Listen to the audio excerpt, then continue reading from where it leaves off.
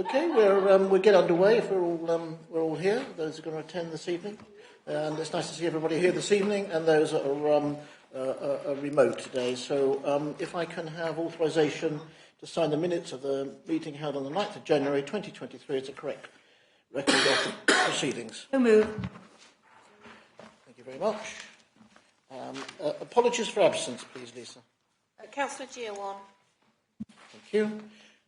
Are there any additional agenda items, Malcolm, Lisa? No, there are no additional agenda items, Chair. And are there any urgent decisions, Malcolm? No, there are no urgent decisions this evening. Okay. Disclosure of interests. I think all members are aware of to receive any disclosure of personal disclosable pecuniary interests in matters on the agenda, the nature of any interest and whether the member regards the personal interest as prejudicial under the terms of the Code of Conduct. Members are reminded of the need to repeat their declaration immediately prior to the commencement of the item. Okay. Right, sorry, yes, Councillor Maynard.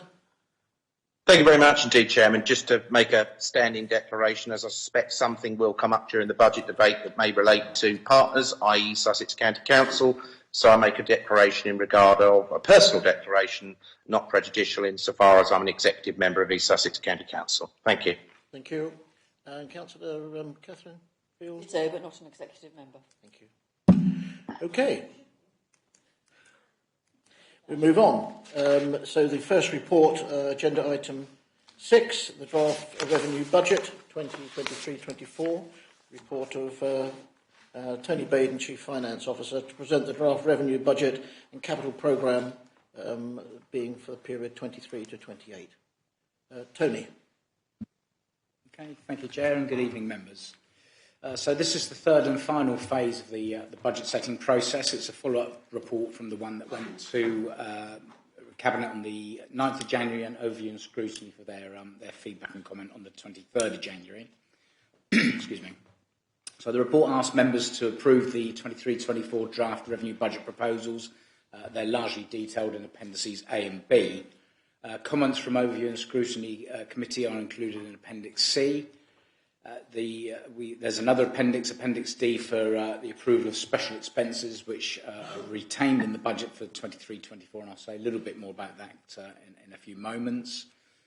The approved members are also asked to approve the level of usable reserves, or the forecast level of usable revenue reserves, detailed in Appendix F. And most importantly, I would suggest members are asked to approve the increase in council tax, or for approval by full council, of £5.22 to increase it to £198.60 for a band D.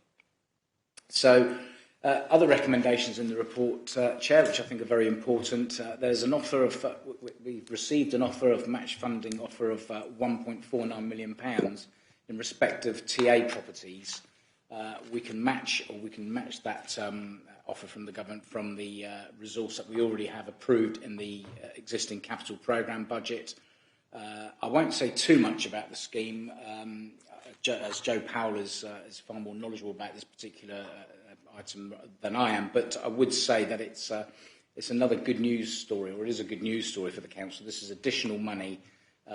We are a small district, a small shire district council, so it's quite a significant chunk of money to be able to lever in the best part of £1.5 million in that way, and I think it's probably reflective of the success that Joe's team have delivered in other similar sort of initiatives in the past. But I won't steal Joe's thunder totally. I'll let him talk to that if he so wishes.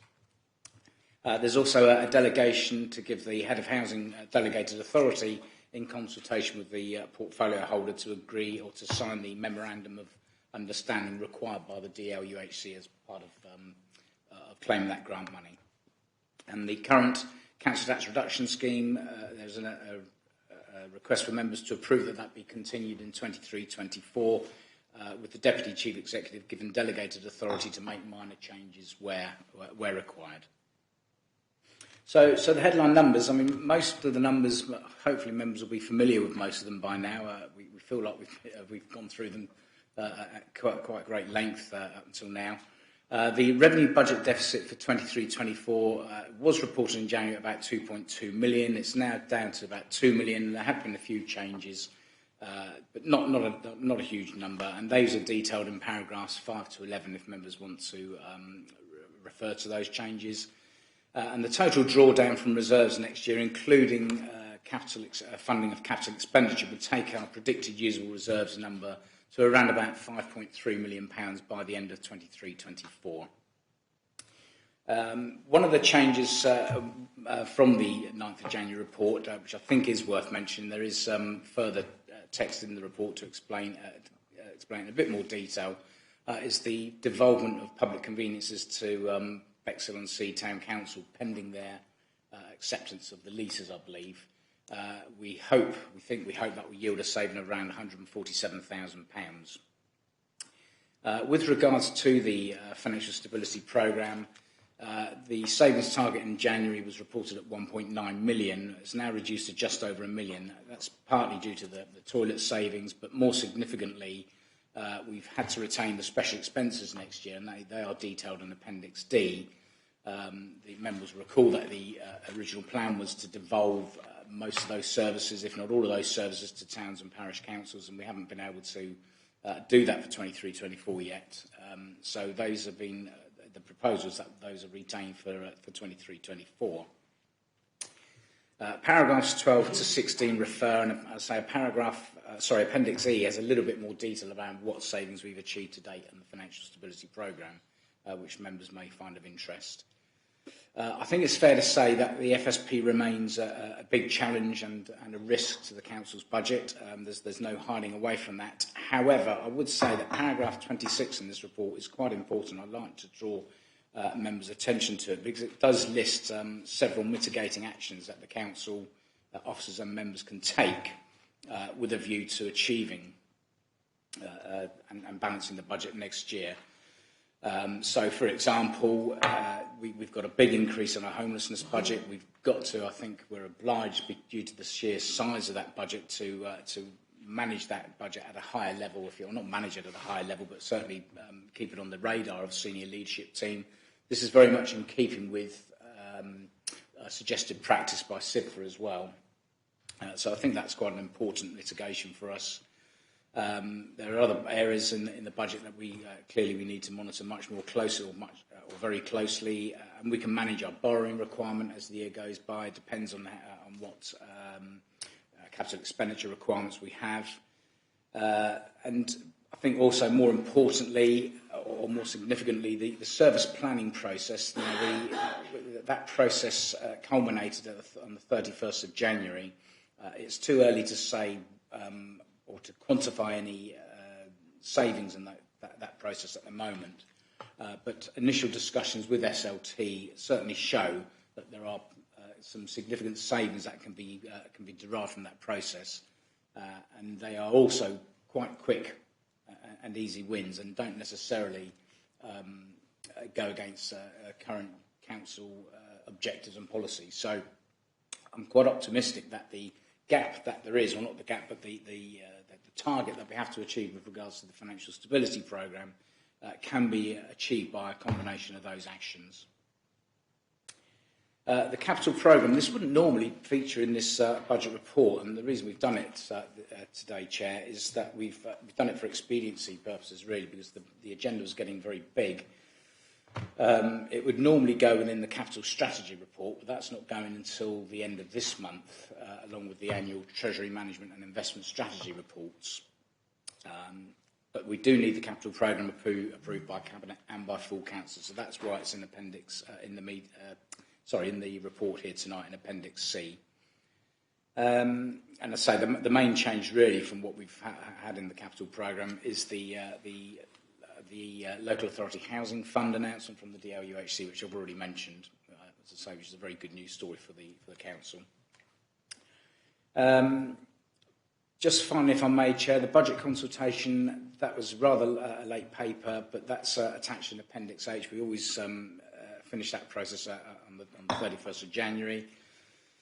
We only got 126 responses, and most of them were from residents. The geographical spread is broadly in line with the population spread of the district. I won't go through the entire appendix. I'm sure members have had a chance to read that and hopefully drawn their own conclusions from it. Page 3 does set out the questions of that consultation process for reference purposes. Some of the bigger sort of numbers, if you like, Chair, that might be of interest to members. That there was quite a desire, if you like, amongst the respondents to see the council streamline its services. It wants the council to prioritise its services to protect the most vulnerable. 62% felt that the proposed council tax amount was fair. That might be relevant to tonight's deliberations. And also 64% felt that 10% increase in fees and charges, which were reported to Cabinet in December, was also a fair increase. There was also broad support for the capital programme proposals, although there were some exceptions, and members will be able to draw those comments out from looking at Appendix H. So that's it from me, Chair, and I'm happy to try and take any questions. Thank you very much, Tony. Are there any questions of Tony from members of the Cabinet? Catherine. Yes, thank you. I've got a couple, and I should probably know the answer to the first one. If electric vehicle charging points are going to be installed at no cost to the council, but there will be some costs incurred on the way to getting to that position, am I right in thinking all those costs are included in this budget and they don't have to come back to Cabinet at any stage, is question one. Question two is a little more difficult because I've heard it reported in public, and I don't want to cause anybody an embarrassment, but I've heard it reported that when we took control in 2019, our reserves were at a level of £18 million, and they are now down to £2 million. Reading the papers, that doesn't look quite right to me, and I just wondered if I could have some confirmation, please. Thank you. Thank you, Tony. Perhaps you can take question one, electric charging points. No, I can't, I'm afraid, Chair. I can't answer question one. I'll have to Looks like Deborah's coming to your rescue. Unless Deborah knows, I'm afraid I don't know offhand what the answer to that question is. We're still at very early stages of getting through costings from the provider to install the electric vehicle charging points. We do have a very high level indicative cost at the moment, which is around about £300,000, and no, that won't be included in the budget, as we've only just found that out today.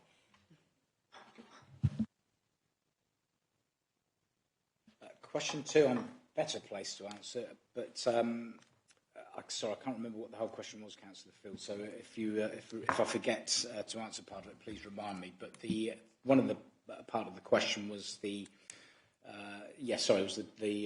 fact that reserves have decreased from 18 million to 2 million. Well, that's actually not the case. Reserves, and this will come up in the next report.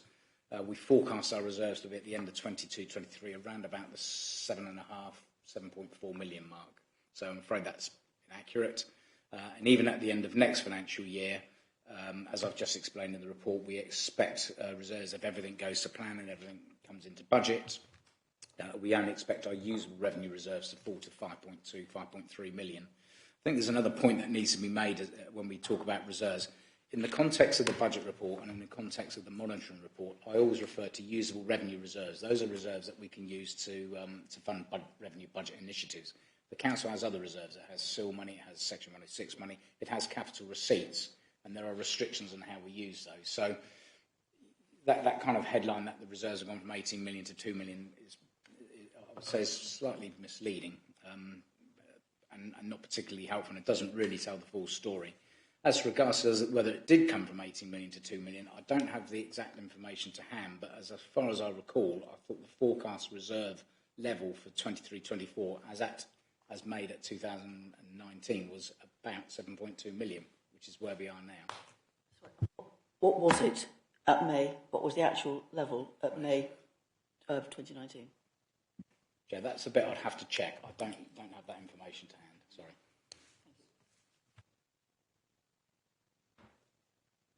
Catherine, that's answered your questions.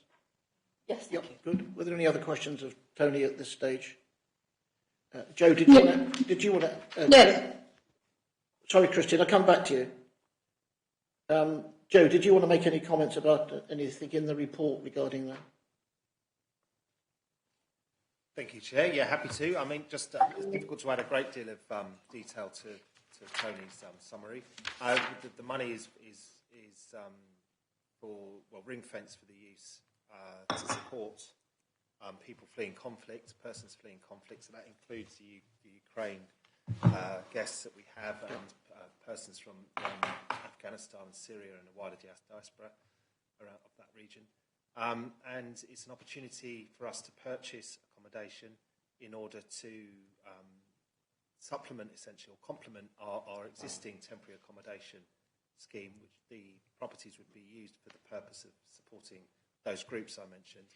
And we have an existing support services, or a range of support services, underpinned in large part by community groups and parish councils as well, who've really continued to go and support the Ukrainian guests in particular. And we're hoping it will give us a more stable foundation to that scheme, because there is this residual risk all the time, or nothing residual about it, sorry, this risk that the placements that exist where essentially people are hosting Ukrainian guests are in some cases quite tenuous and quite fragile placements, and they can break down, and then homelessness presentations come as a result. So it's 9 properties that we have earmarked, and we're confident that we'll be able to bring those forward quite quickly, because we have around 7 or 8 at various points in sales process at the moment. So it increases the size of the pie, as it were, for our wider ambition to increase the amount of temporary accommodation we have under our ownership. So it's essentially adding more value to that and extending the number of properties by a further 10. So really positive news. Thank you, Chair. Thank you for that, Joe. Sue, sorry. What's your name? Thank you. I think, referring back to Councillor Field's question, the person who actually said that was obviously at best misinformed and at worst mischievous. But what I wanted to point out is that just huge congratulations to everyone, this administration, the officers, for getting through this really, really difficult, let's hope we're getting through, this really, really difficult time. I know we've spent $500,000 perhaps and lost money on COVID.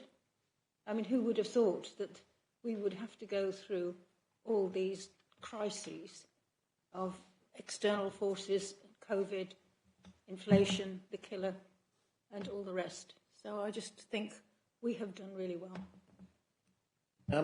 Christine.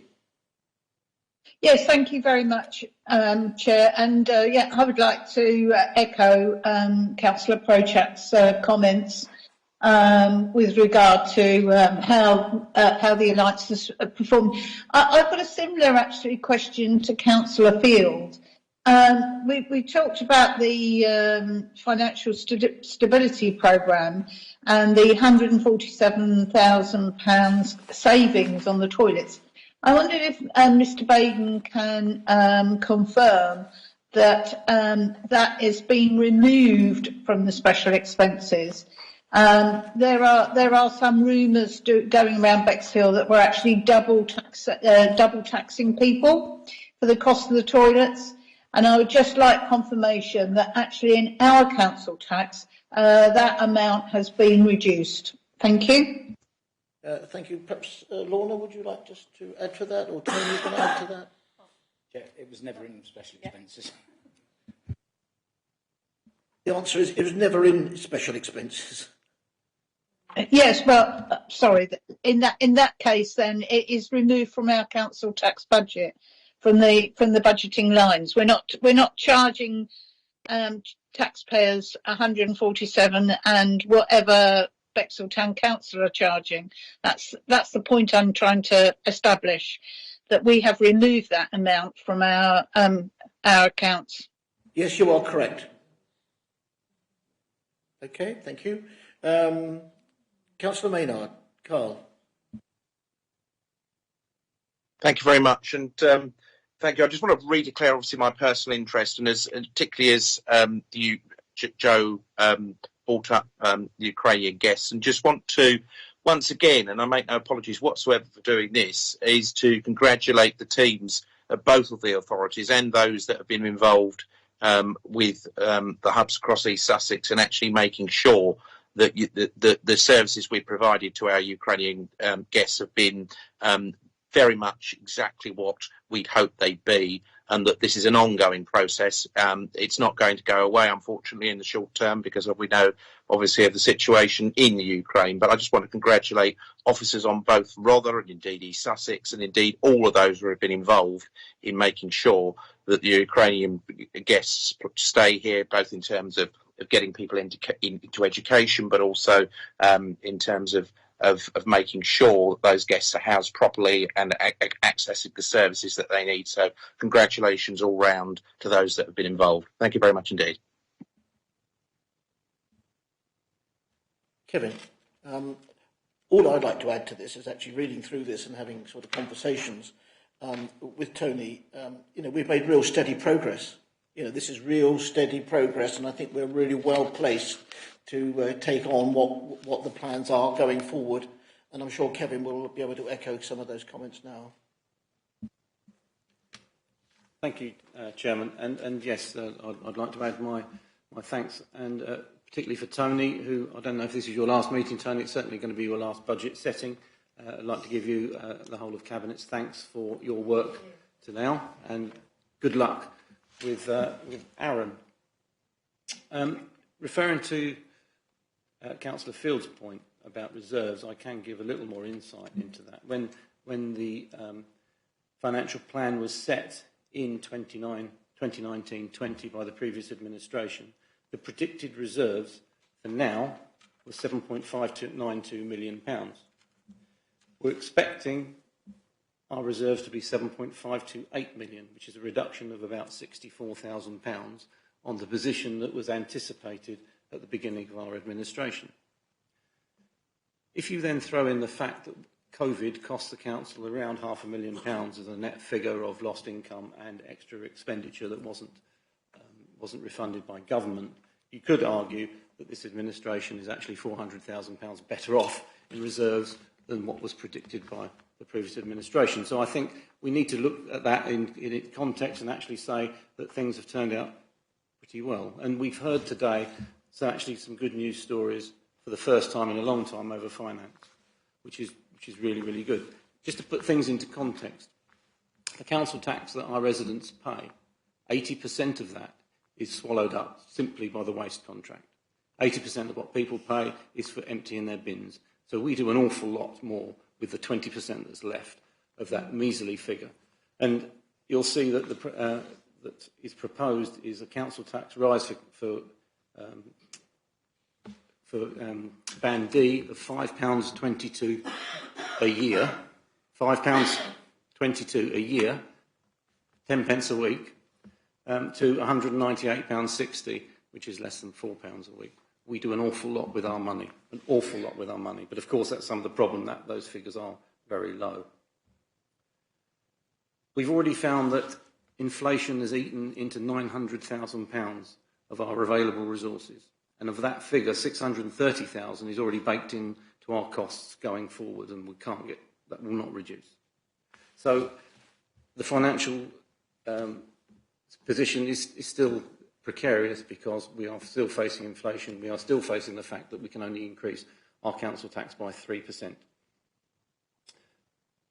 The service planning process that Tony has referred to is an exciting development that will carry on and go further forward as time goes on, and we will see how much money we can actually save on the service planning. And it's great that our service managers have bought into this and to voluntarily manage to reduce, or hopefully manage to reduce some budgets. These figures and schemes have got to be just checked to make sure that they're feasible, and we will get a figure of how much money we're going to be saving. Something not to preempt a further agenda item, but the levelling up bid. I think in the context of the budget, the levelling up bid is 125%. The amount of money we're getting is 125% of our net operating budget. That is an amazing amount of money. And as I said, I don't want to ruin Ben's piece a bit later, so we'll just put that on hold. But the government doesn't give people that sort of money who are financially incompetent. Let me tell you, we can deal with this and we can deliver this. And of course, the good news about the local authority housing fund, of which we've secured another 1.5 million for against temporary accommodation, which is an ongoing problem. So good news and further good news to come. I do commend the budget, which I'm sure we will discuss more at full council, but I'd commend it to the Cabinet. Thank you very much, Kevin. There's a couple of hands that have gone up while there. Councillor Paul Patel. Thank you, Chair. First of all, in response to Councillor Field's question about the 18 million going down to 2 million, I've just looked up the budget from February 2019, which is on my screen, and it states that it projects that at the 31st of March 2019, the total usable reserves would be 14.8 million. That is 3.2 million less than the opposition member who'd said 18 million on Facebook had predicted or had stated. Looking at the reserves and usable reserves projected until now, Councillor Dixon is absolutely right in pointing out that we've stuck to what the previous Conservative administration was projecting on finance. They were projecting 7.6 million as at the 31st of March 2023. So the figures of 18 million and 2 million are grossly incorrect. Now, if I could now progress to my own point, which was that paragraph 26 on page 7 of our paper states that the senior leadership team is to seek ways of managing down the cost of homelessness. I find this alarming as someone representing, as a councillor representing a ward with a homelessness problem. And I fear this could impact on our high standard of service delivery. I commend Joe Powell and his team, supported by Cabinet Member for Housing, Councillor Terry Byrne, for their magnificent initiative in purchasing properties within Rother for temporary accommodation, reducing the cost of accommodation per person compared to the previous poor quality and expensive accommodation outside Rother delivered by the previous administration. In addition to the cost saving, I understand that this project has supported 40 homeless people getting back into employment. However, the considerable projected increase in homelessness in these hard times is expected to increase overall costs by far more than what has been saved by our property purchase scheme. I welcome the 1.5 million which we've received from the Department of Levelling Up, Housing and Communities to match 1.5 million of our £9 million investment in temporary accommodation. That's good news, but it doesn't remotely address the level of current need. Would the Cabinet member be willing to recommend to his colleagues that Rother District Council lobby His Majesty's Government to increase the amount of central government match funding to a more realistic level so that the current crisis in homelessness nationwide could be satisfactorily addressed? Okay. Was there a question at the beginning of that? I expressed concern at the beginning of that the senior leadership team would have to seek ways of managing down the cost of homelessness. Kevin? Thank you, Chairman, and thank you, Councillor Portell. And I do agree that providing temporary accommodation and housing for our residents is a statutory service and one that we are proud to do and are doing a very good job, even though it is an advanced cost.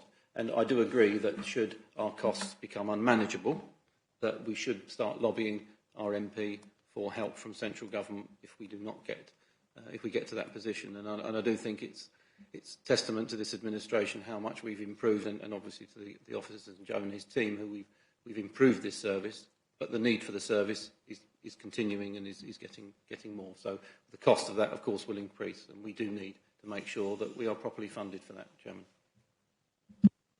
Thank you. No other comments. Terry, did you want to go back on that? Thank you. Answer to Councillor Cortell, yes, I'm sure that in consultation with my other Cabinet members, we will look and see if it will be effective for us to make such a recommendation to central government. Meanwhile, and I know I don't want to overegg the point, but the 3 million followed by the 6 million that we originally voted for temporary accommodation, if you remember, we voted that because it would already drive down the cost of temporary accommodation. Now, we got an extra bonus because had we not have been in that position, had we not have had a strategy where we were buying properties, we would not have been in a position to bid for this 1.5 million that we're getting. Now, admitted that is going to be ring-fenced for people fleeing conflict, but any property we buy with that fund is ours in perpetuity. So hopefully, in time, we will be hosting fewer people fleeing conflict, but sadly, we will probably be hosting more people who are just registering with ourselves as homeless. So it was our foresight in that original 3 million and then the extra 6 million to embrace the idea of buying our own temporary accommodation, whereas prior to that, we'd had no temporary accommodation within the borough at all. Our foresight in doing that enabled us essentially to be in a position to draw in this 1.5 million. And everyone else has said it. I would just congratulate Joe's team for keeping their eye on the ball, making sure that we always make the best possible use of any money we get, and we're always very well positioned to apply for grants as they come down the track. Thank you. Thank you. Chairman of Scrutiny, Councillor Paul Osborne. Paul? Thank you, Chairman. That's not me.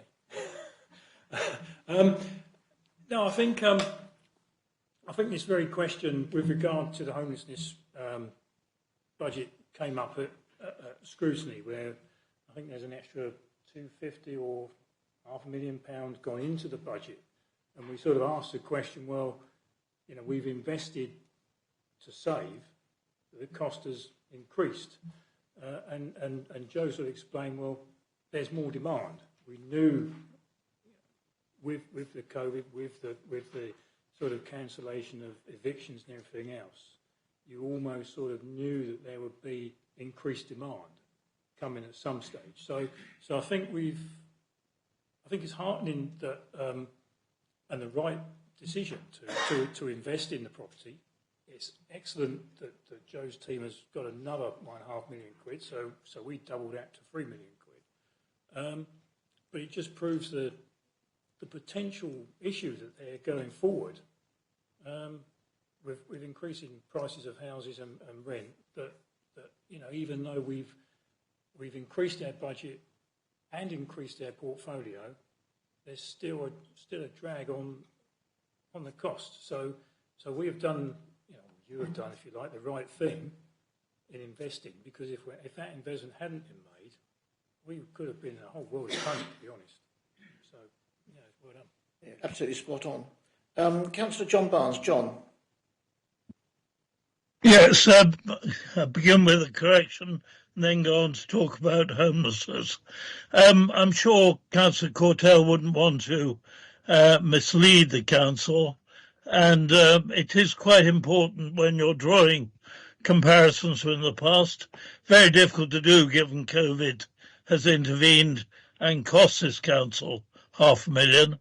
But I'm bound to point out when the reserves were forecast for this year to be down to 7.5 million, I think, it was also forecast that the reserve contribution to the budget would not be something like 2 million, but something like £250,000, 250,000. That is why I echo Councillor Dixon in saying we are not out of the woods. whoever is in charge of finances after this election is going to be facing an extremely difficult financial situation, with our reserves down to what we've hitherto regarded as a minimum at the end of this year. So paragraph 26 is absolutely crucial here, and Councillor Cortella was right, and Councillor Byrne is right, and indeed it had all parties' support. The purchase of properties to actually deal with the temporarily homeless creates a virtuous circle in place of the vicious circle that was going on when we were using hotel accommodation, bed and breakfast accommodation. And that's why the policy was a wise one to adopt, and we need to actually increase that provision. And that's why I welcome the £1.5 million from the government and the match funding for our capital reserves. But even if that were to drive down our homelessness costs, we still have a long way to go before we actually have a balanced budget. And that's why Councillor Dixon is right, and I echo his words, that we're actually still in very difficult waters as we go forward.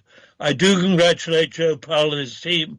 I think getting this grant from government is a splendid contribution and a reward actually for what has been a period of very successful policy by Joe and his team.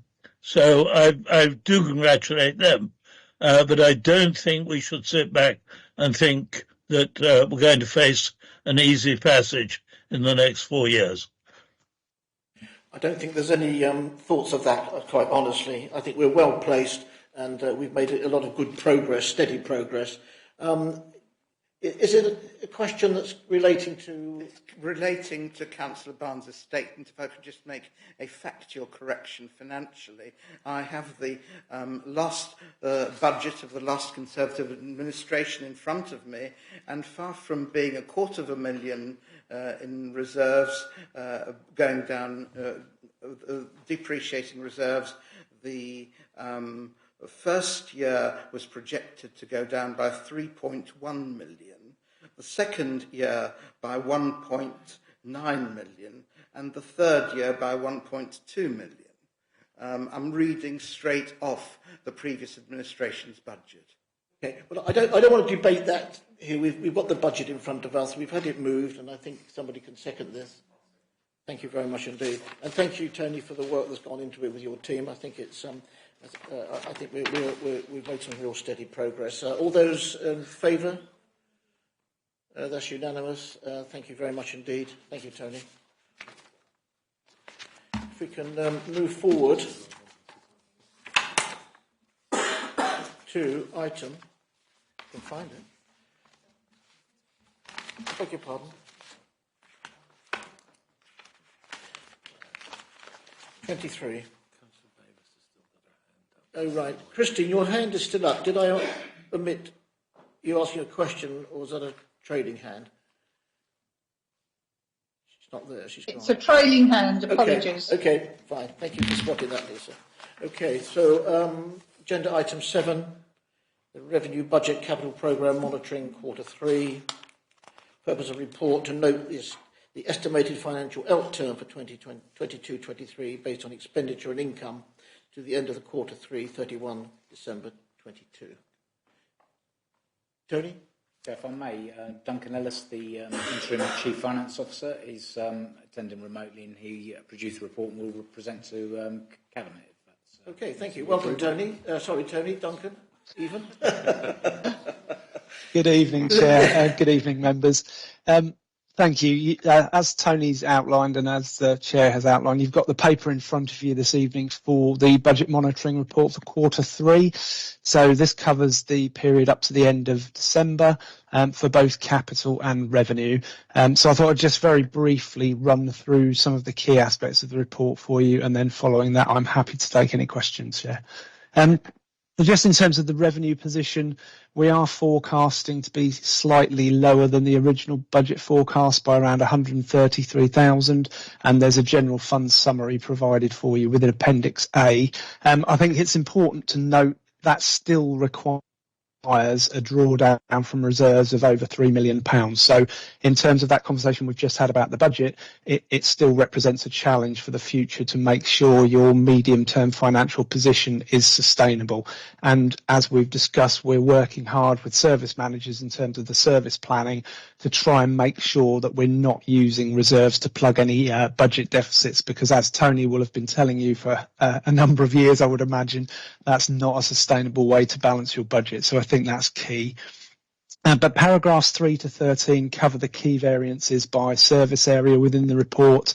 We've also touched this evening already about the financial sustainability and the fact that Bexhill Town Council have taken that principal decision to transfer the public conveniences, so that's an annual saving of 147,000. So that's really positive again in terms of the future revenue position. There's also a summary in terms of the capital provided in paragraphs 14 to 20 and an updated Appendix B for you. Just in terms of the collection fund, council tax collection is slightly down on the same period last year, but it's very, very marginal, 0.2%, so it's very close.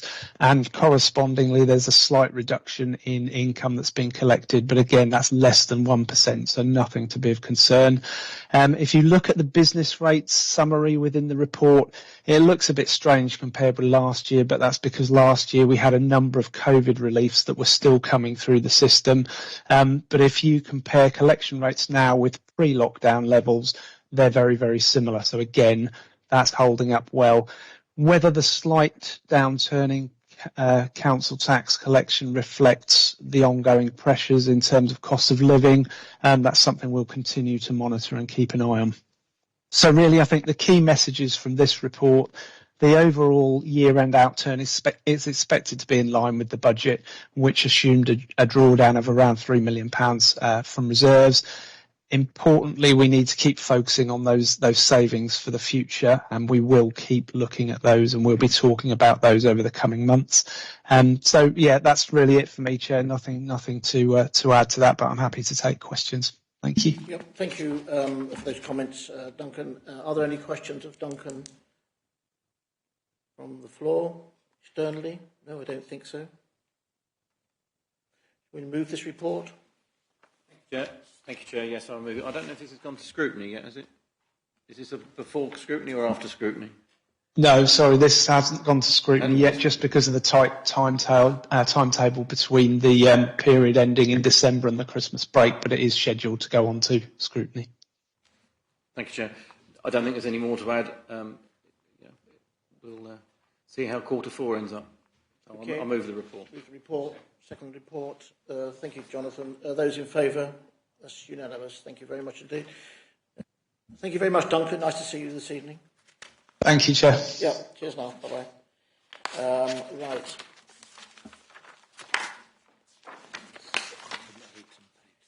Page 33, item 8, Public Space Protection Order number 1A, dog control.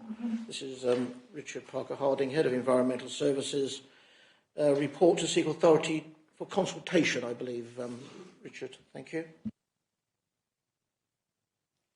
The Council made a public space protection order in 2021 to control dogs, although more accurately to control dog owners. All public space protection orders expire after 3 years, and therefore, if members wish the dog control order to exist from January 2024, we have to carry out a consultation. In the past, this has proved quite controversial. And therefore, I am proposing that we carry out 2 stages of consultation. First of all, consulting our parish and town councils about what controls they want to have in their areas, and then when we get those proposals, to go out to public consultation, with the idea that all the proposals can come back to Cabinet in November to make the order in time for January 2024. Thank you for clarifying that, Richard. Anybody like to make a comment? Catherine? This is just about consultation, so I would like to move the report. Thank you. Would somebody second the report?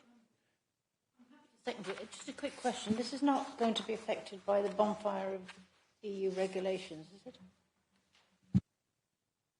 No, it's one of the few things that won't be affected by the EU regulation review. So we can vote on that. All those in favour? That's unanimous. Thank you very much indeed. Thank you, Richard. Agenda item 9, page 37. This is the report, Rother Health and Wellbeing Leisure Facilities Strategy. The report of Deborah Keneally, Head of Neighbourhood Services. This report is following the recommendations from overview and scrutiny, that was held on the 23rd of January. The report and recommendations are within the report, and the recommendation for you to take us forward, please. Deborah. Thank you, Chair. Good evening, members.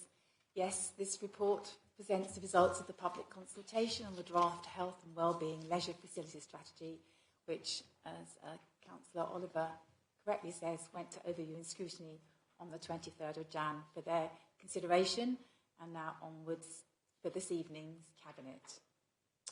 If we remember, Rother District Council undertook to review leisure requirements across the district for longer term planning, and once demand for leisure services and the financial climate became clearer following COVID.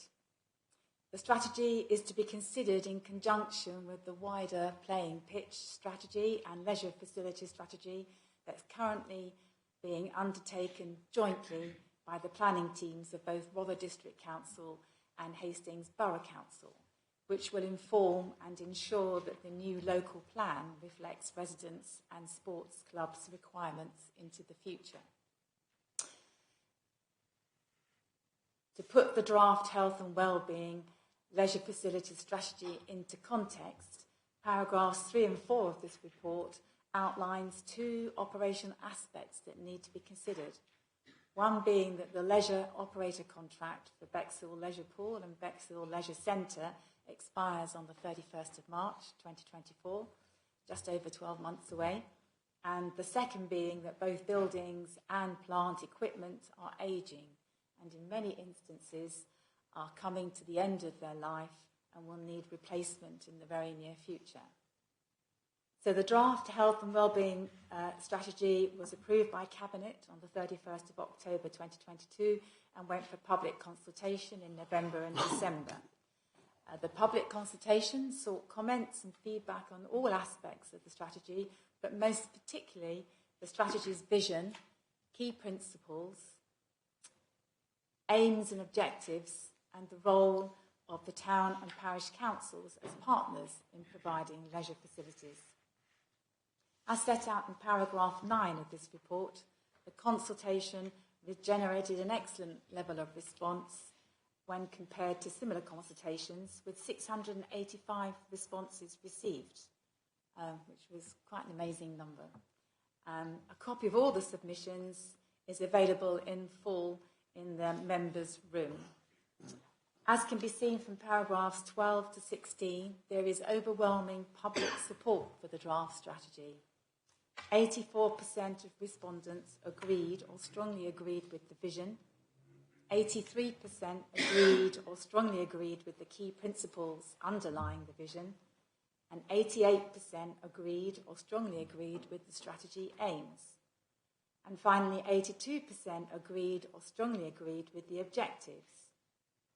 Paragraph 16 shows that there was less support for the roles of parish and town councils, but still nearly 60% of respondents supported this aspect. Comments from those that disagree with various aspects have been considered.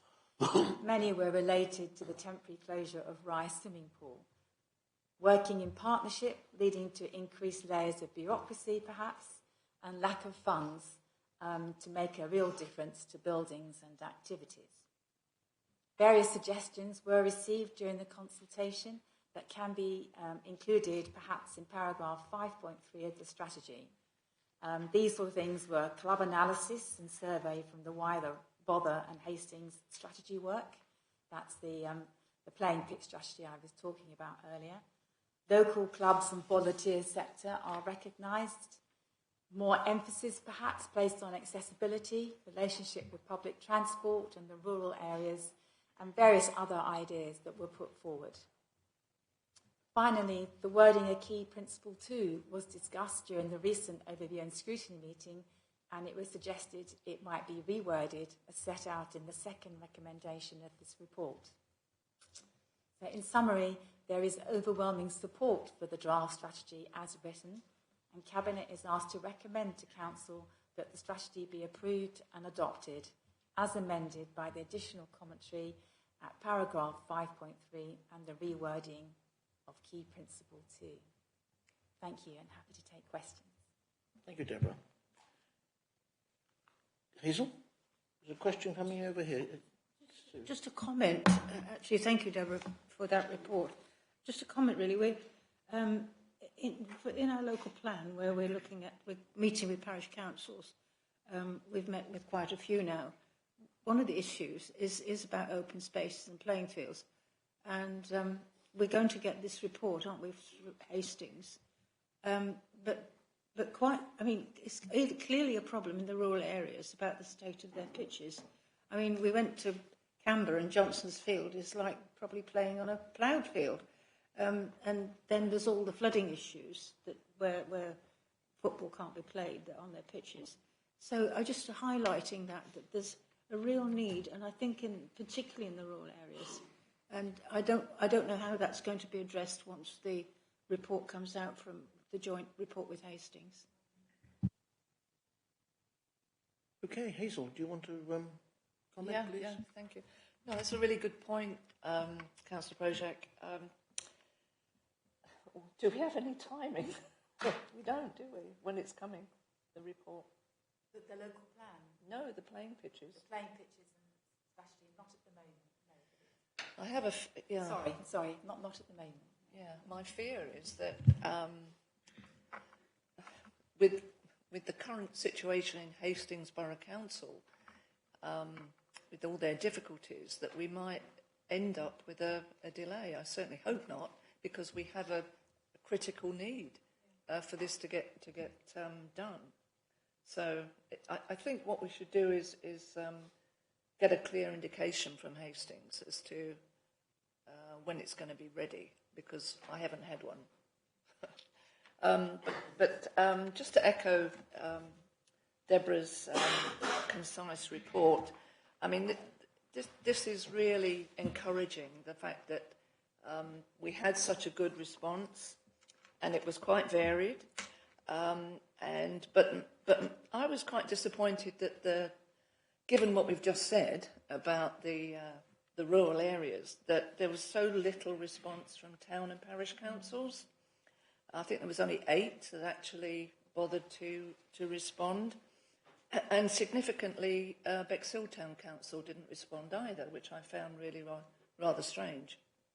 But given that, everyone else's responses were very, very positive.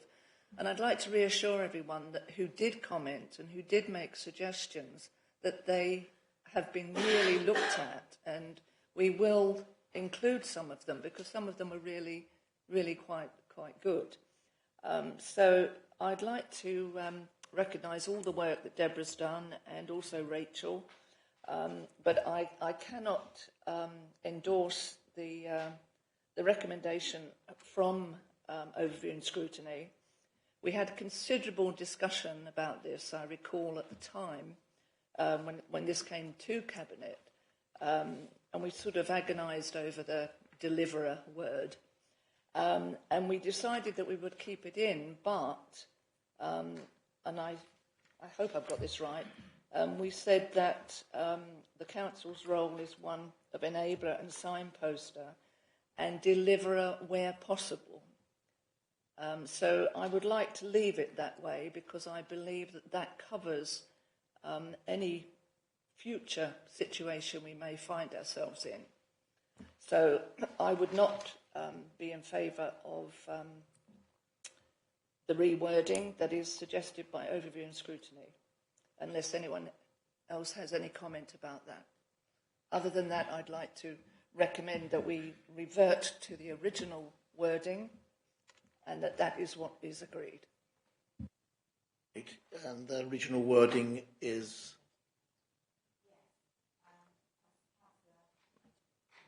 Councillor Timpey said, yes, the council's role is one of the enabler, signposter and deliverer where possible to opportunities to be physically active.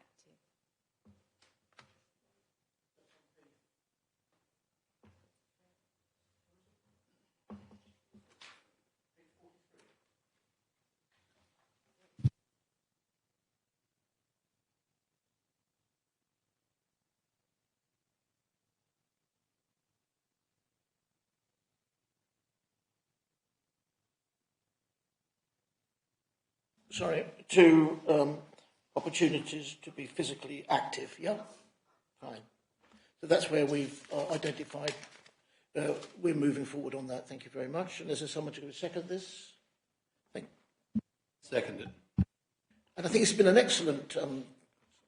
yeah, okay, I'll come back to you in a minute. 1 second, Councillor Barnes, I'll come straight back to you. I think this is just an excellent piece of work that was done through a very, very difficult period, wasn't it? You know, with the whole country... with its leisure facilities and all that was going on with lockdown and the uncertainty of where we were going, where money was going to come from or otherwise, I think to actually put this piece of work together, as you did, Deborah and Hazel, and I think Jonathan was certainly involved in this, with our external consultants on here, I think we got there in the end. And I think it's said by the number of people that responded. I think that's excellent when you think that people took... the trouble to respond, so thank you for that. There's a couple of points before we go to the vote. Paul, do you want to say something? Yeah, if I may, Chairman, I think I have to mention that we had Rachel Fowler, who worked on the document. She was on a Teams call with us, but I think fair to be said we had some sort of a technical issue and lost her about 2 minutes after she started speaking. So that was unfortunate. So I just wanted to sort of recognise the work that she had done. I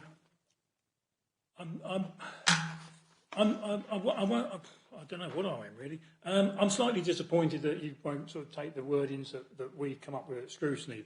But as long as I think as long as the council is seen to be an enabler or a deliverer in some respects. I think I may be completely off grid, but I think that you could potentially be sort of looking at it that it's tying you into a multi-million-pound swimming pool leisure facility. But my argument would be that's not necessarily the case. Even at the local community grants panel, we had one or maybe even two for community exercise bikes and exercise equipment in my own ward of Icklesham. And that, you could argue, is council being an enabler and deliverer of sports or exercise. And I think that this strategy is 10 years. And my thoughts on that is, well, in 10 years, we're going to see potentially 2, if not 3 different councils, 2 at least new governments. And somewhere along the line, one of them might wake up to the fact that the NHS is spending 180 billion quid on people who are getting more and more unfit, if you like. And somebody somewhere might say, well, we've got to put a lump of money aside to allow councils to encourage people and make life easier to take exercise and look after themselves, rather than the NHS just writing out more and more blank cheques to give people drugs when they just need to go for a walk. So, as long as there's something in there that says the council will do it, then I think I'm reasonably happy. I think we get the point, and I'm sure there'll be every opportunity to be relatively flexible. Councillor Sue Projects here. That's interesting, bringing up community grants, because that's the point I wanted to make. One of the things that has come out of this research is that during COVID, people found being outside and whatever the activity is outdoors, is now something that is valued enormously. And we are arranging a tour of things we've given community grants for. They are not deliverers. We are not deliverers of the community grants projects because we're doing it in partnership, and whoever is applying for the grants are the deliverers. We are enabling.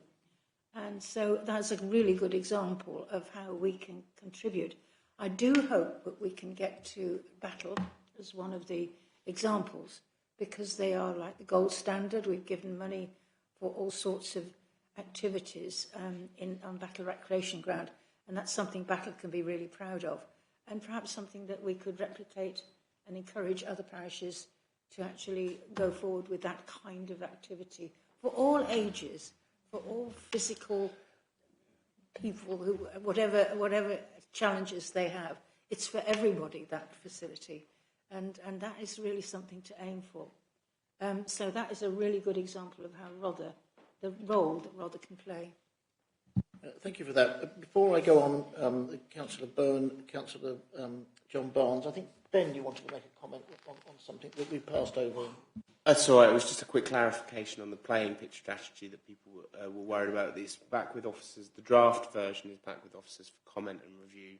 It'll go back to the consultants for finalising before it's distributed more widely. Right. Councillor Terry Byrne. Thank you, Chair. I think there's a public perception that we're talking about leisure centres, sports centres, and I think it's excellent. This is called a health and well-being strategy, and I like the way that Councillor Osborne brought up this idea of seeking to reduce the NHS bill that goes into keeping people my sort of age ambulant and walking about. So the whole purpose of this strategy, as an outsider looking in and seeing it develop, is that this change of emphasis, where local government is not in the business of providing a Bannatynes or a David Lloyd sports centre for the already fit and the quite well off. It's about cascading leisure opportunities and fitness opportunities down to the people who really need it, and in a way that's relevant to their particular areas. And that's where, as Councillor Protek said, devolving this to parishes to decide what they need and what's appropriate for their area. So I think it's a wonderful strategy, and it does get us away from linking this sports centre up here with people in shorts and posh rackets, and takes it back to real fitness. However, as a water enthusiast, I would say I do hope someone finds a way of making swimming pools economically viable, but it's very, very difficult. Thank you. Thank you for that. Jonathan. I think Councillor Byrne has started that discussion, because well-being is also about mental health as well, and that comes in many, many different forms, not just fixed gyms. And we have seen a dramatic change in the way people take or address their well-being, which encompasses health. But the important thing about this strategy, it was built on the basis of what residents told us through not a consultation but a piece of research, which was then checked and cross-checked through consultation. And that is a fundamental difference is the way this strategy has been developed. It's been developed by the residents, if you like, who know really where they want to go and what they want. And we're responding to that. So we're in a period of real change. And just endorsing an excellent piece of work. Councillor John Barnes and then Councillor Christine Bailey. Yes, I hope we'll find a better wording than the one that Councillor Timpey has suggested. I am, like so many councillors, concerned with health and well-being in the broader sense.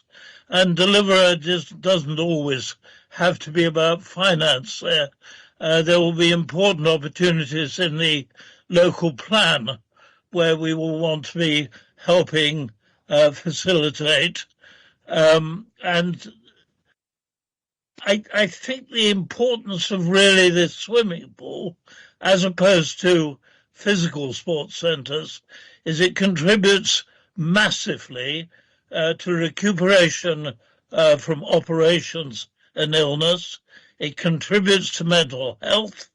It actually is a very important way of preventing people from going into hospital.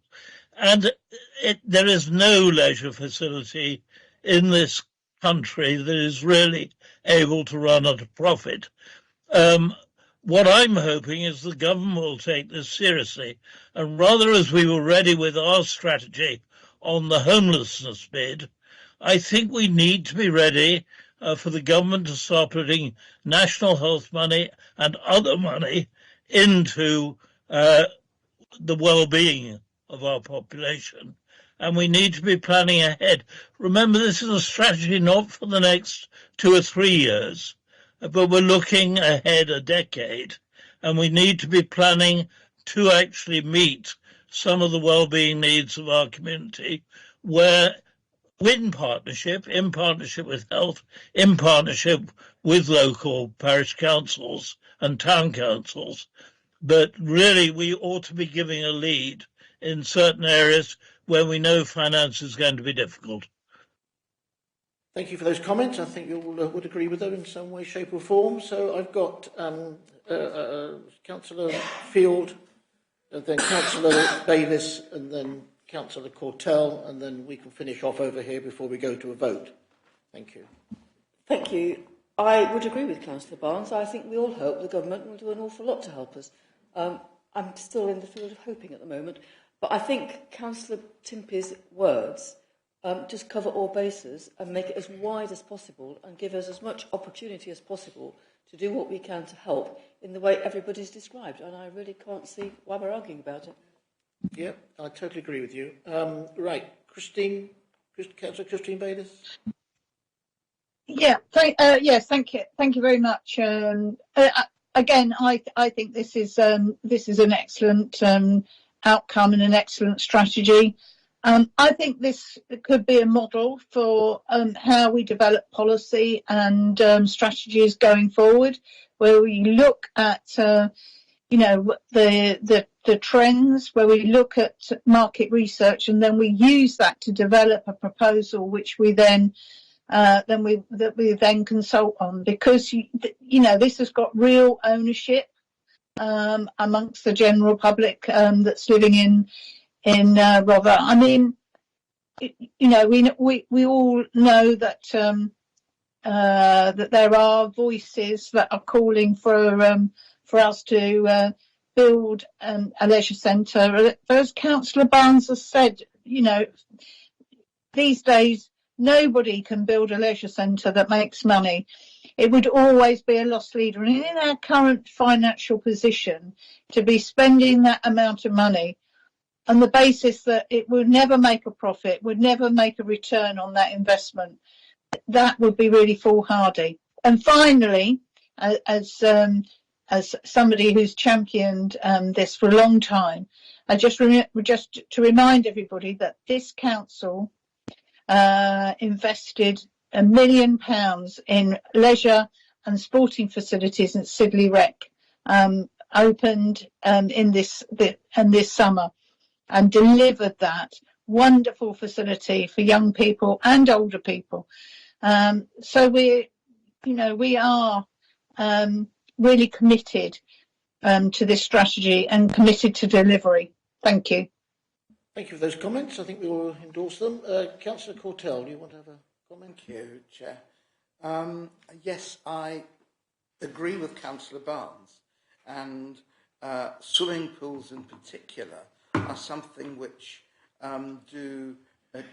cannot be run at a profit, except through the private sector charging considerable fees, and we are avoiding, or we are ensuring by not providing publicly delivered swimming pools that a lot of people who are not on high incomes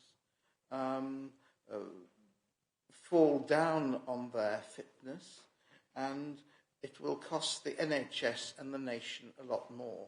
And I do feel that this has to be a nationally funded strategy, and I totally concur that it would be tragic for the nation's health if we do not have nationally funded swimming pools or nationally supported swimming pools very soon. Jolly good, thank you for that. I think we've all got that message, one way or another.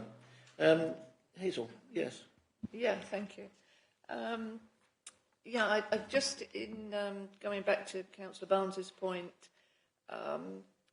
this strategy is actually the first step in us being in a position to bid for any money that comes from government, because if we didn't have this, we wouldn't qualify. And we know that from indications from Sport England, for example. So it's been set up because we think that the government does need to step up for swimming pools and leisure in general.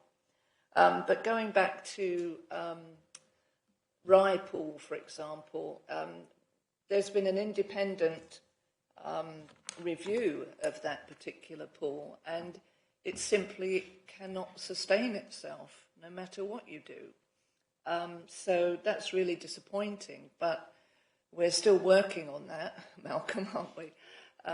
But it's interesting that what Freedom Leisure were saying is actually true.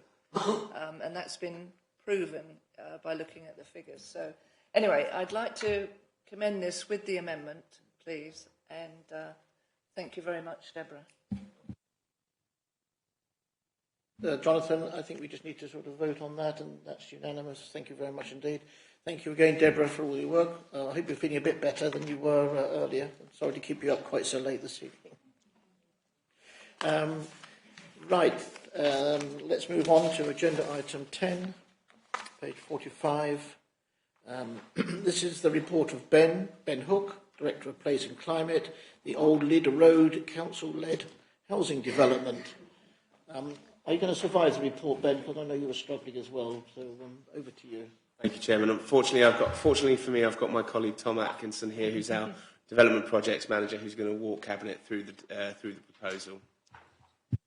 Welcome, Tom. Nice to see you, and I will leave it to you to give us the details, please. Wonderful. Thank you, Chair. Thank you, Ben. And good evening, Cabinet. So last November, Rotherham District Council was successfully awarded £185,000 for Brownfield Land Release Fund from the Round 2 bid through our One Public Estate partner, Spaces. So this funding comes directly from the Department for Levelling Up Housing Communities with the aim to helping councils release more land for housing developments. So the report is requesting approval to progress the development of Old Lid Road once we have received the planning permission. We are planning to go to the March Planning Committee when the officers are currently recommending approval for the 10 homes on Old Lid Road.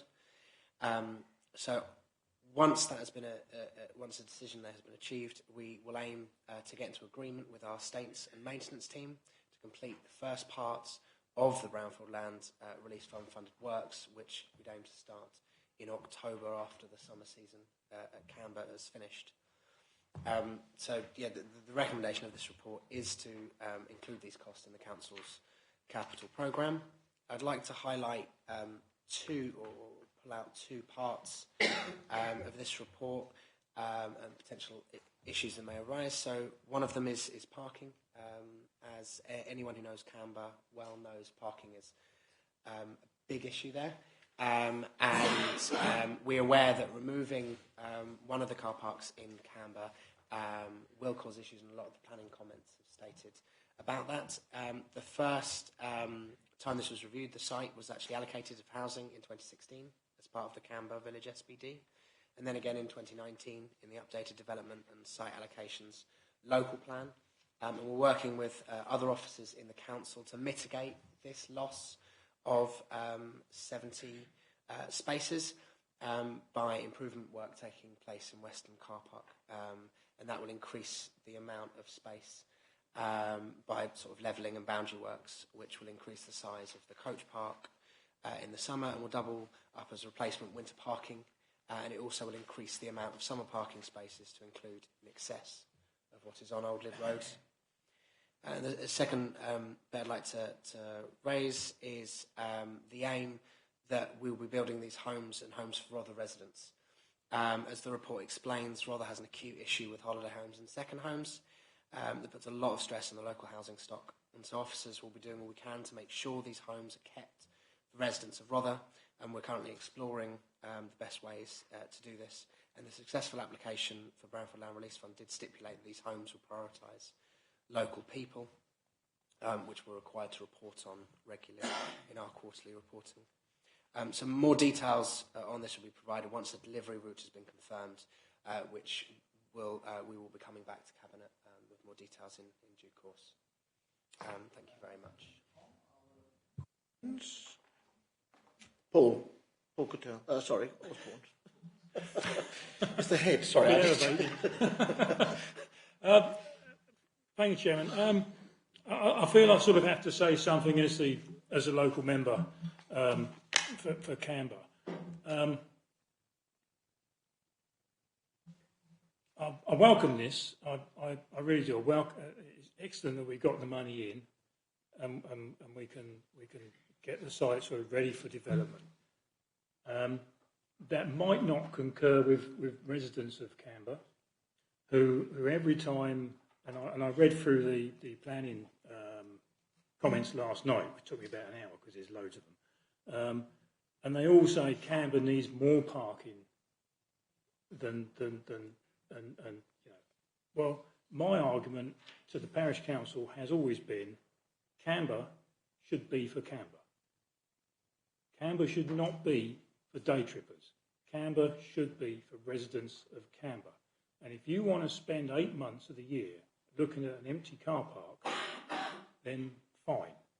But personally, and I welcome what Thomas has said, and I've mentioned it before, if the houses that are built in Canberra are available for residents local to Canberra, then that is better, because all I get is they'll all be bought as second homes and no one local will live in them, and they'll all be Airbnbs or holiday lets or empty for 10 months of the year while someone just invests in them. So I welcome what Thomas has said in regard to they'll be available for local residents. I don't want to go into the design because that's a planning issue, obviously, but I welcome it. And personally, and I think people forget that this has not always been a car park. When I was first building houses in Canberra, it was a putting green. So it wasn't a car park. It's only been a car park for probably 10 or 12 years. It was a redundant putting green, and before that, it was the Arnold Palmer putting course. The reason it's going to cost so much to clear it is because Royal William Square, when they built Royal William Square, there used to be a pub, the Royal William Pub. The putting green was derelict by then. They hired the old site as a yard, but unfortunately they dumped the Royal William Pub on there and built it up by about that much. That's why you have to go up around to get on it. So basically, when we clear that site, we've taken away the Royal William Pub, because it was never taken away in the first place. It was put on there, and then put a bit of hardcore, bit of tight one over the top, and turned into a car park. So, but there it is. So I welcome it. Whether I'll get earache from anybody in Canberra for saying that, I don't know. But my argument would always be that Canberra should be for the residents of Canberra, not just for day trippers who leave their rubbish everywhere anyway. They make a mess. Thank you, Chair. Thank you, Paul. Terry, did you want to make any comments on this as it's part of your brief? Thank you, Chair. It's an all-round good scheme. What I would say is that the brownfield, the money we're getting from the Brownfield Development Fund really takes any risk out of it in terms of outlay. I think the scheme would probably have been financially viable anyway, but this gives us room to really look at how we're doing it, what we're doing, and I think Ben will comment on this. I think we are, for the first time, taking a serious look at alternative building methods for this particular scheme. And I think maybe it's the funding and the brownfield sites, the brownfield development funding, that takes some of the pressure off and means we can do this at our own pace and with some fat on the bone. Did you want to add anything, Ben? Only just to say that Councillor Byrne's right, because of the location of this site and the sort of the construction requirements of it, actually it really lends itself to an off-site construction approach, so that you're sort of not working in and around a very tight and sort of hard to access area. So we are definitely looking at that as one of the delivery models that will be coming back to Cabinet at a later date. And are we in a position where we can specify that the usage is for local residents? Again, I mean, as Tom alluded to in his report, we are really looking at all of the various legal options available to us in that regard. I think it's so important, given the high percentage of second home ownership in Canberra, that we use every tool at our disposal. I mean, each delivery route will present different opportunities for securing those houses for local people, and we'll be outlining those clearly as part of that Cabinet decision-making process later down the line. Thank you very much for that comment, Ben. No other comments from here? No? So this could be a modular type of... yeah?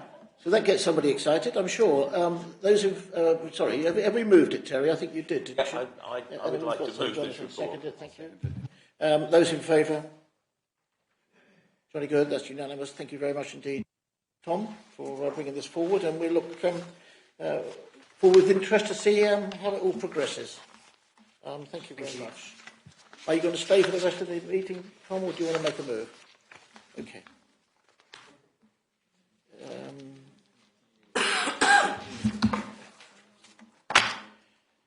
Okay, agenda item 11. Members' allowance scheme. I'll let Malcolm just sort of present the report. Thank you, Chair. Thank you, Chair. I mean, members will be aware that before an authority makes or amends its allowance scheme, it's got to call together an independent remuneration panel. We last did this in 2019, which set the allowances for this current council. But what we agreed in May last year was to recruit a new independent panel and make recommendations for the incoming administration. It's met on 4 occasions. It's interviewed key members and officers. I'm not going to go through all the information because it's all available in your report, including a comparison with others. So I was going to say happy to take any questions. It's probably more happy to receive any comments, Chair, if I may. Right. Catherine is bursting at the seams to get a comment. No, I'm not bursting. I just have a comment, which is about the mileage allowances proposed by the IRP. Given that this council has said it would like to be sustainable, it promotes green initiatives, and it's been the common thread throughout this administration, I'm very surprised to see we are recommending 45 pence a mile, as we currently do for cars which are on fossil fuel, and only 8 pence a mile for electric cars.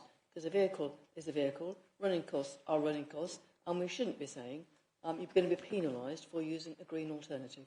That would be my comment. I think there should be parity. Malcolm, a good answer for that? I know there is a bit of a difference of opinion, and I will check this, but I am sure, actually, and having looked at that, is the HMRC rate. That if we pay expenses at a higher rate, they are taxable. But if you tax it at 45 pence a mile, you're still getting more than 8 pence, aren't you? It is the HMRC rate, as I understand it, for that. But I will take that away, Chair, and look at that. Any other comments before I invite Councillor Dixon? Thank you, Chairman. This is an unpalatable subject to have to deal with at this time. And councillors talking about their own allowances is never a good thing, but this is the way it is, and this is the way it has to be. I have, as a number of members know, I've taken a lot of soundings on the report, and the comments are as follows. The increases to the care costs are welcomed, and the idea to peg the SRAs to a percentage of the basic allowance is a good one, because it then takes away too much further negotiation. However, I think the amount of work each position does has not been explored sufficiently, and the proposal is therefore flawed on that point. Currently, the IRP proposal actually is proposing a cut in the amount that Cabinet members receive and that spokespersons receive, and I think a number of us feel that's not quite fair with the amount of work that being a Cabinet member does involve. The audit and licensing chairs seem to get rather a large increase, and yet they are the two committees that have a lot less work than the main two committees of planning and overview and scrutiny. So we think that I think that the rebalance of the ratios needs to happen to try and reflect a better balance on actually what each position does and the amount of time it takes. There's also a thought that we should have, if we're going to have an allowance for the Vice Chairman of Planning, that the Vice Chairman of Overview and Scrutiny should also get an allowance, because that committee and the workload there with its working groups is quite a lot. It needs to be noted that, of course, this council has had the same allowances for all 4 years, so that actually any increases that is proposed is going to be moderate, considering that there's been no increase for 4 years.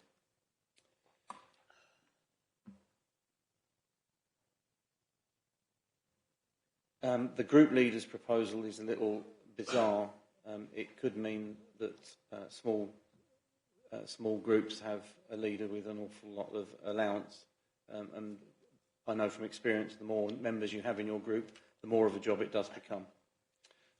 Councillor Field's already touched on the electric cars. And then the other thing I think that the report doesn't include is actually any relation to the budget for 2023-24.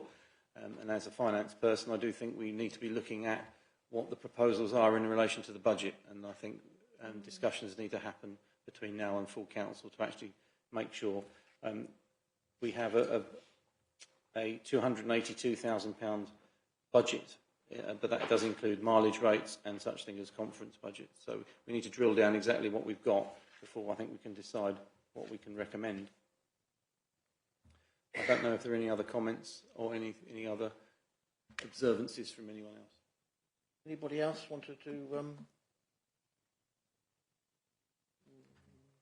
Malcolm, did you want to respond to any of those points? It's probably more by way of suggestion. I mean, would it be useful for members to get those and have it presented as part of the report that goes to full council, so that there could be a proper discussion at full council, because the recommendation is to that. And obviously we can reflect it in the minutes, but I think it might be useful to summarise the points that Councillor Dixon has raised and look at some of the budget impacts which we can append to the full council meeting. I think that sounds a useful option, Kevin, don't you? Yeah. Yeah. So the recommendation would be that we've considered the report of the Independent Remuneration Panel and comments thereon as appropriate, and refers the recommendation to council to determine. I think that's fair, and take on board any comments received between now and the publication of the agenda for full council. I think that's a good idea.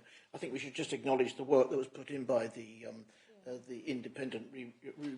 another one. Oh, good. It's not an easy word to say. Anyway, by the panel.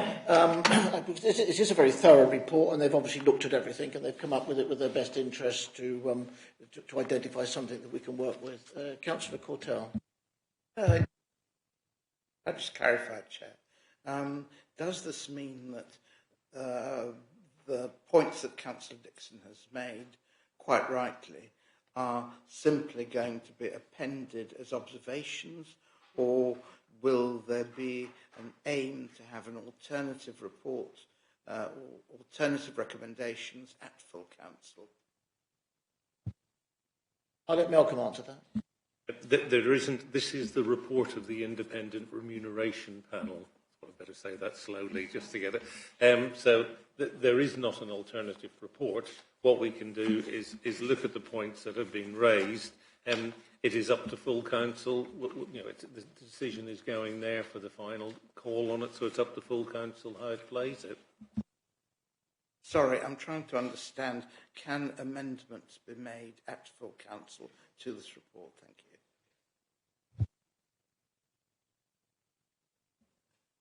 Thank you, Chair. I think it would be likely that maybe a better proposal will be we'll get somewhere at full council. We'll try and work something up. One other point I should have made is that a number of members did point out that the relatively low allowance that we receive does tend to put off people from standing for election, because there's an awful lot of voluntary work that goes in, as all the colleagues across the council will appreciate. And it does seem a shame that we are so hamstrung that we can't offer more and get a different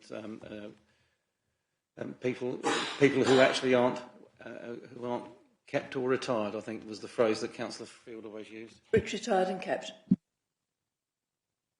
Which is sadly what the councillors generally are.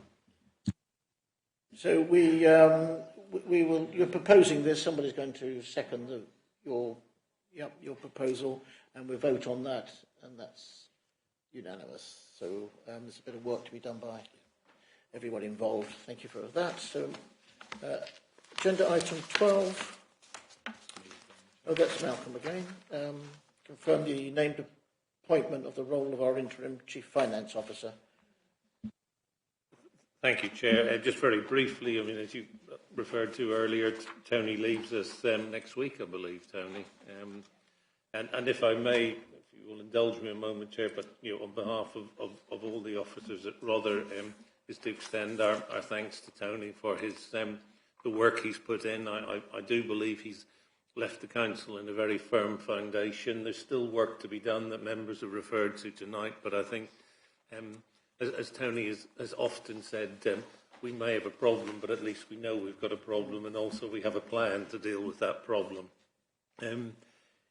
We obviously need to have a Section 151 officer, so we have asked Duncan Ellis to stand to fulfil that role. This was really just in the spirit of openness and transparency, so that all members were aware.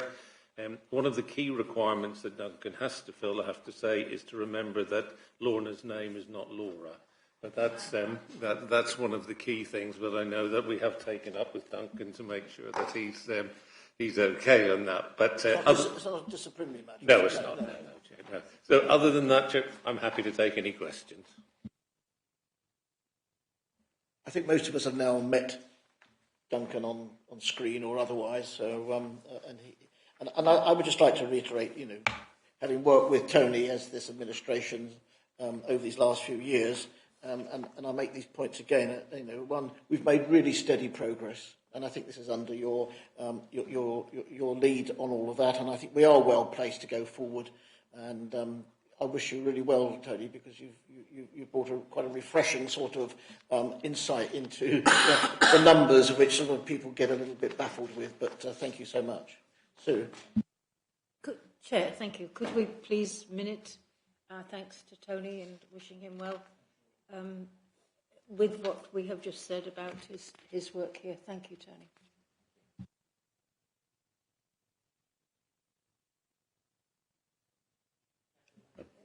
Can I propose and just say to Tony, thank you very much, because you said it as it is, and as councillors, you need to know it as it is, and I'm very grateful that you've actually said it. And if you said something's bad, it's bad, and that's where it is, and that's where we like to be. So, sometimes we're told what we want to hear, and that's not what we want. So, thank you, Tony.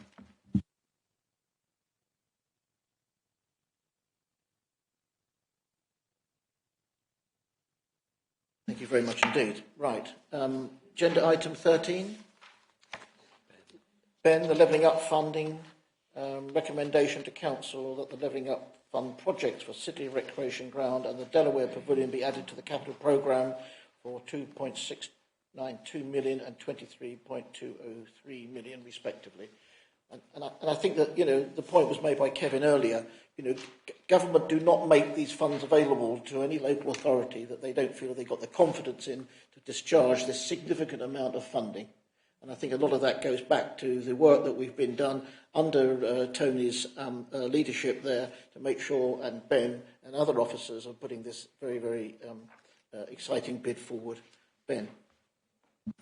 Thank you, Chairman. Yes. So the Levelling Up Fund is a government initiative designed to help poorer communities throughout the country level up their economy. And Rother District Council submitted a round one bid, which was in 2021, which focused primarily and went entirely on the Delaware Pavilion Capital Project. This bid was unsuccessful, but following a deep dive review with the team at the Department for Levelling Up, we decided to resubmit with support from senior members and the MP a similar second round bid, but with the addition of the Sidley Sports Facility. So the final bid, which has been successful, is two components. It's a two-component cultural project using the full allowance of our bid potential. The first part of that is the Sidley Recreational Ground, which seeks to provide a community hub. It seeks to provide a community hub with a 3G pitch, changing room facilities, sustainable community space, and to be run by the local community. We're working in partnership with the Heart of Sidley to deliver a community space run by the community for the community. The larger part of the bid is £17 million towards the £23.2 million capital investment at the Delaware Pavilion. This has already received an in principle £850,000 community infrastructure levy allocation. It will include new community learning spaces, refurbished galleries, a refurbished auditorium, new facilities for conferencing and events, improved commercial facilities to increase the Delaware Pavilion's financial resilience in the long term, and substantial improvements to the environmental systems as they work towards a net carbon neutral ambition.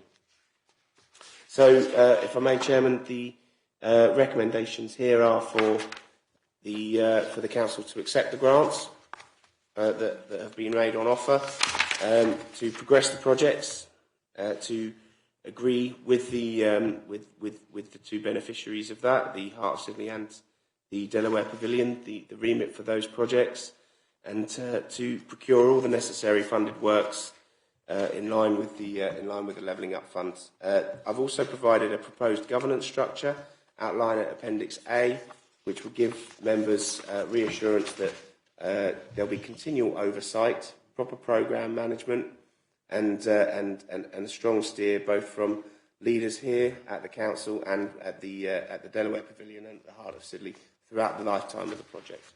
Happy to take any questions, Chairman. Thank you very much for that, Ben. Hazel. Thanks, Ben. I mean, this is a fabulous result, isn't it, for everyone in the district, I think. I'd just like to clear something up, though. I've had several residents and, to my amazement, a couple of town councillors totally misunderstand what this 19 million is. And I've had the statement, well, you've got all that money now, why don't you give it to us? And why aren't you doing this, and why aren't you doing that? And I think we need to make it very clear to the public that this was project-based bidding, and that's what Levelling Up was. And it's fabulous, and I just can't wait for everything to get done. But, you know, it isn't money that we can just willy-nilly give out anywhere, and it has to be spent quite quickly, doesn't it, by 2025. So the race is on. Thank you. Just to confirm, Chairman, yes, it is very. Not only is it project-based bidding, the scope for the projects that could be submitted was quite narrow. So you had three streams. You had cultural economy, you had town centre regeneration, and you had transport. Now, the larger transport scheme is obviously more the remit of the county council. There was no oven-ready town centre regeneration scheme that we could have proposed. So the Delaware Pavilion and the Sidley Sports Ground really represented the only two viable options that we had. The other restriction on it, obviously, given the sports nature of the cultural aspect of it, sports and leisure, was that it was restricted to constituency basis. So it's not based on Rother district. So we couldn't move from Bexhill to Rye, for example, or up into the northern areas. It had to be based entirely within a single constituency. And obviously ours was focused on the Bexhill and Battle constituency because you needed the full support of that MP as well. And of course, the MP next door would have had, for Rye and that area would have had that conflict of having to support Hastings bids should that have come forward at the time as well. Yep, thank you for clarification of that, Ben. Hazel, do you want to add anything more? Okay, that's fine. A couple of questions remotely, or comments remotely. But again, I think we just want to celebrate this because it's a wonderful opportunity to where we've got to, and it's going to be a very exciting way forward. Sorry, Sue, I didn't see your flag. With Councillor Tempe, Councillor Tempe and I are on the Board of Trustees of the Delaware, and it's extraordinary how much we know about the needs of that building. And don't forget, we own that building, we being Rother. And when you are involved with the Delaware, as we are, we actually, when you stand there, you notice things that other members of the public probably do not see. And my goodness, that building is in desperate need. Concrete, steel frame building by the sea, we know. But it is a Grade 1 star listed building. It is unique. It is of international significance. And this money is going to actually restore it for the future. It will make the business plan viable. The changes to the building, changes round. And it will also make the business model really work. I'm glad Ben raised the thing about the constituency because we've already had comments over from Rye, and actually the Rye and Hastings would actually have needed to lead on their own bid. And so that leads me on to say a great thank you to the hard work, particularly Melanie Powell and the officers who've worked so hard in such a short time frame to put the bid in. And it is a sound bid. That's the amazing thing. And also a huge thank you to Hugh Merriman. Without him, I don't think we would have been so successful, even though the bid was strong. He said it was a strong bid. And so I think we've got to be just so congratulating a lot of people. I know the challenge now is, as you've said, is delivering it, because it's a lot to do in a short space of time. And we just, as councillors, we need to get behind this and actually support it hugely to get it on its way. Thank you. We've got three comments. We've got Councillor Jimmy Carroll. Jimmy? Thank you, Chairman. It's just to say a big thank you to everyone that's been involved in this, and also the Delaware Pavilion. It's a great thing, and everybody's ready to go. Tell us what to do, and we'll get it done. Thank you. Councillor Christine Bayliss, and then Councillor Sam Coleman. Yeah, thank you very much. So this is a, really exciting moment. I understand the issues around the sort of fabric and the maintenance of the Delaware Pavilion, but for me, as the sort of lead on economic development and regeneration, it's the additional jobs that the pavilion will be created at the pavilion, over 100 new jobs. It will make the building sustainable, which will help our finances quite significantly. Yes, I agree with Sue. We wouldn't have got this bid through without the support of Hugh Merriman and crucially Francis McKenna, who works in his office. Francis and I met several times in sort of preparation for the submission of the bids, both the first bid and the second bid. And so she has been instrumental in this bid's success. But most importantly, this is triumph really for Stuart, Drew, and also Heart of Sidley. And I just think this starts to now deliver our corporate objectives around economic regeneration, which, if I remind people, is about creating quality jobs in Rother District Council, and this will go a long way towards doing just that. So congratulations to everyone, and thank you to our officers, to the people at the Pavilion and our MP. Thank you. Thank you for that, Christine. Sam Coleman. Thank you, Chair. Yeah, absolutely. This is just fantastic news. And again, big thanks to Melanie, to Ben, to Francis, to everyone who's worked on this, to all the councillors who have worked on it, all the staff, the Delaware, Heart of Sidley, because this is not an easy bid to do. It wasn't an easy pot of money to get hold of by any means. The fact that we're the only place in East Sussex to get any money from this Levelling Up bid shows, how good a bid was put in. I personally am not a big fan of this sort of dogfight way of funding local authorities and forcing different MPs to compete against each other for funding. But I am really happy, so happy, over the moon, as is, I think, the majority of people in Sidley, about this investment into Sidley Recreation Ground, and also into the Delaware. I think some of the people who saw the original bid had comments that maybe the Delaware wasn't accessible to people who weren't sort of your typical sort of artsy people, if you like. And I don't tend to agree with that term. As someone who's in the arts myself as a profession and who's worked in through my union in trying to sort of increase working class participation in the arts, I think it's really vital that we try and encourage people from lower socioeconomic communities, people who are from backgrounds that maybe they don't usually get access to the arts, to try and bridge that gap and to try and get a bigger diversity of people taking part in artistic and creative endeavours. And the learning programmes that the Delaware have delivered already, including some in Sidley, which have been a great success, have really contributed to that, to sort of expanding the horizons of school kids and older people as well, and making them think about how they can explore their creative side and explore their artistic side.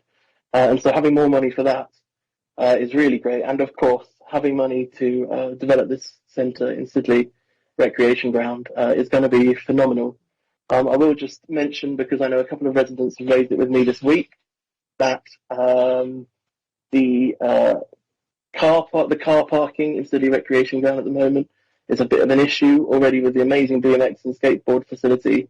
There are some issues when there are events on. I know the other day there was a football event on at the same time as a BMX event, and it caused a lot of car parking congestion issues, and some locals couldn't get to the houses. And so whilst I really don't want to see this money spent on sort of car parking infrastructure particularly, we do need to consider that when we're building this centre, which is going to attract even more people to the wonderful facility on Sidley Recreation Ground. So just to put that in for noting at this point, and to say thank you to Cabinet, to everyone who's taken part in this. Amazing, thank you. Yep, thank you, Ben. Very exciting for us all. I'm going to move this report, Hazel. Oh, sorry, beg your pardon. I just have one question. Given that we fund considerably the Delaware Pavilion on a regular basis every year, with the improvements to the fabric and the structure of the building, is there any possibility that in the future our grant will be able to be reduced to the Delaware? I'm sure there's every intention on that, Ben. Yeah, I think we have to be realistic about when that could happen. I mean, certainly not throughout the lifetime of this project, but definitely this gives us the potential in the future to review that ability to do that. It will give Delaware, the Pavilion, the ability to maybe survive on its own 2 feet going into the future, but it'll have to be a decision that's made down the line once the full the outputs of this project are seen. Councillor Paul Cortell. Thank you, Chair. As a ward councillor for Bexhill Central, which a recent survey has indicated is the ward with the lowest average salary in Rother, I welcome the project, I welcome the grants, but there seems to be a mismatch between the quality jobs available and the people in my ward who would struggle to fill them. And I'm wondering whether any element of this grant could be used for training to get people up to speed with job applications or similar, to be able to help them fill jobs which they might otherwise be unable to do. I'll let Ben field that question. I mean, perfectly noble ambitions, and I think that there's a certain element to what you say. It's absolutely correct. Unfortunately, this is a capital-only grant, so can only be used on capital infrastructure and not on sort of support programs, which would be a revenue-based structure. But what it does do, I suppose, is it gives us the opportunity, and this is the one good thing about funding like this, is funding opens up opportunities for funding. So having secured this funding, we can now go out and look for other funding opportunities that might help piggyback off of this. So, and if there's skill funding available, we can talk to our county colleagues who lead those programmes about how we might seek to deploy some of that to fill some of these jobs. Very good, thank you, Ben. Hazel, are you going to move the report with the recommendations? The report, thank you. Thank you, and second that. And those in favour, that's unanimous. And I think that concludes tonight's meeting. 8:21. On 8:21. Thank you, everybody. Thank you, Lisa.